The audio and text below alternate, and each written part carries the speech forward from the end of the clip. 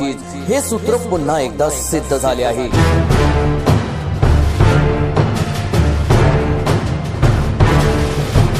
50 ते 52 वर्षानंतर प्रथमच धुळे जिल्हा परिषदेवर भाजपाचा अध्यक्ष बसवण्याचे काम खऱ्या अर्थानं माजी मंत्री अमरीश भाई पटेल यांच्या नेतृत्वाने केले आहे।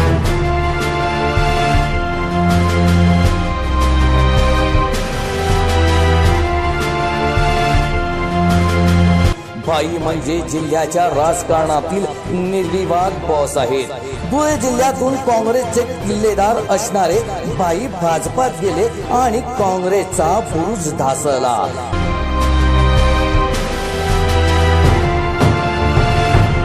आता जिल्ह्यात भाईंच्या प्रवेशानं भाजपाचा झेंडा डौलानं फडकू लागला आहे।